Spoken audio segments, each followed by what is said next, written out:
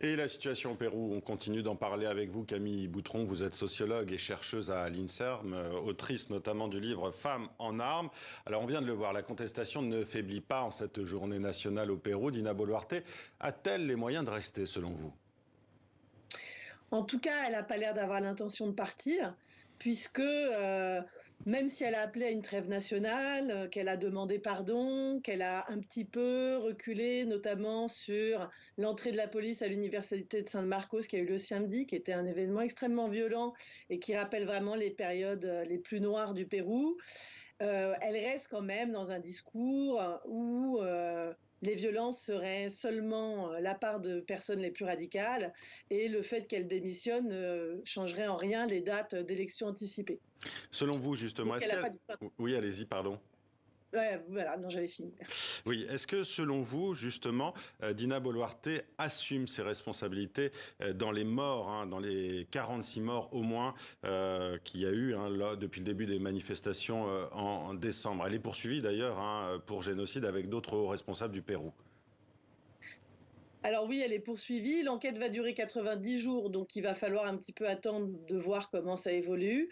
En termes de responsabilité, non, elle ne les assume pas réellement, notamment dans le message à la nation qu'elle a donné mardi au peuple péruvien. Elle expliquait quand même que la plupart des morts étaient dus à des armes artisanales, donc pas la police, ce qui est complètement contraire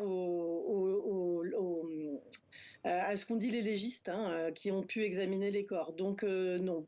Et elle a parlé d'une police irréprochable. Donc non, elle ne se responsabilise pas du tout pour cette violence. Camille Boutron, qui sont les manifestants dans les rues de Lima aujourd'hui?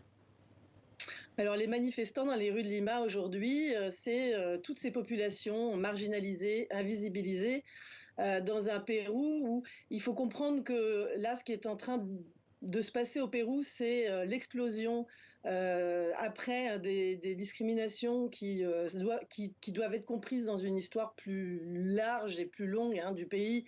On a des populations paysannes, andines, de descendance autochtone, qui sont historiquement marginalisés, qui ont été maintenus en marge des redistributions qui auraient dû être faites par rapport à la croissance du pays.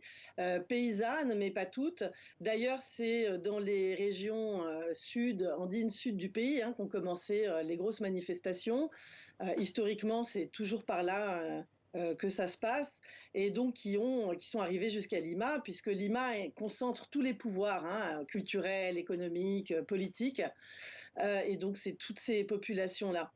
Euh, Oui, justement, Camille Boutron, les manifestants estiment que Dina Boluarte est complètement déconnectée des réalités de ses habitants, des provinces pauvres. Vous l'avez dit, dans le sud du pays, c'est une réalité, clairement. Oui, oui, oui. Alors la déconnexion de Dina Boluarte à sa décharge, entre guillemets, elle est assez logique avec la déconnexion des élites politiques et économiques du pays par rapport à ces populations. Donc c'est une déconnexion qu'on peut observer quand même depuis assez longtemps. Merci Camille Boutron pour cette analyse. Merci d'avoir été avec nous sur TV5 Monde.